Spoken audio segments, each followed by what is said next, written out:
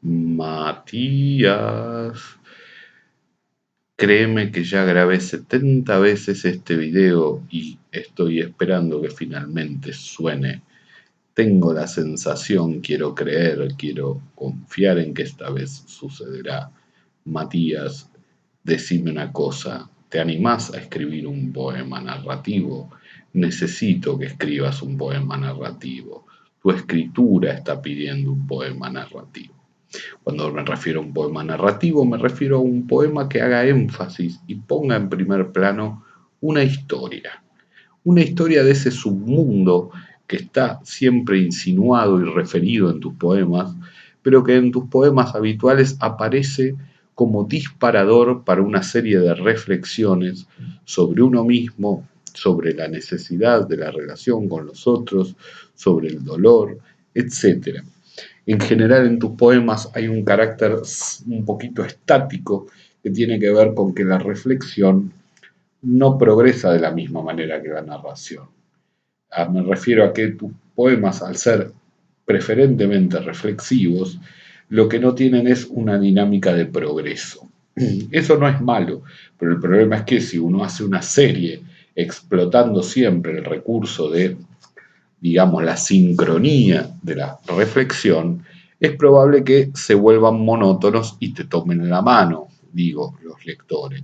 Entonces, para evitar esta monotonía y también para que tomes el riesgo de escribir una cosa nueva, porque estos poemas ya te queman un poco, es empezar a contarnos una historia.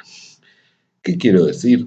En general en tus poemas la historia está como detrás, como el motivador del consejo, de la reflexión, de la interpelación a otro, pero hablan principalmente de cómo soltar un pasado, de cómo elaborarlo, de cómo pensarlo.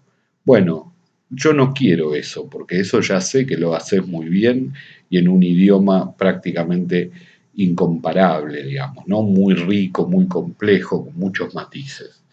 Ahora, ese discurso lo quiero al servicio de poner al frente la historia y no a quien la narra, y no a quien la reflexiona, y no a quien la piensa. Quiero la historia por delante de todo. Y quiero un poema que sea largo, bien largo, de modo tal que cada tanto tengas que volver a los puntos centrales de esa historia y que los interfieras lo menos posible con reflexión. Solo que me cuentes la historia sencilla con esa manera particular que tenés de decir. Mucha historia, poca reflexión. Pocos adjetivos, elegir los adjetivos que sean más extravagantes o más nuevos. No te gastes en adjetivos que enfaticen algo que de por sí ya está claro.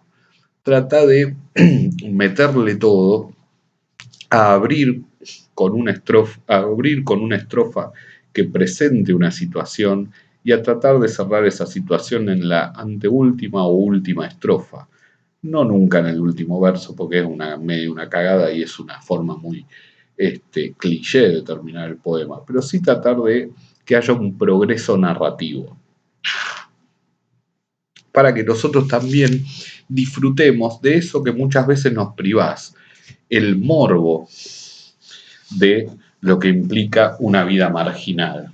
Para nosotros, que no somos marginales, supongamos, nos es muy interesante, vamos a decir, antropológica y culturalmente, cómo es ese mundo.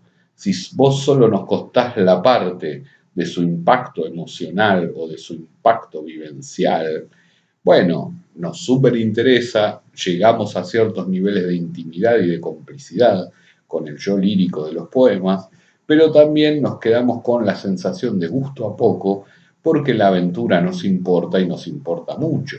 Y como es una aventura tan extravagante y tan ajena a nuestra experiencia cotidiana, queremos saber cómo es un choreo, cómo es ir a pegar faso, cómo es escaparse de una situación problemática, cómo evitar la policía y cómo es estar en cana. Contanos, no hay mucha gente que sepa de esas cosas. Y yo asumo, por los poemas que leí, que vos conocés de eso bastante. Aprovechalo y contanos el drama, no solo la reflexión. Te mando un abrazo.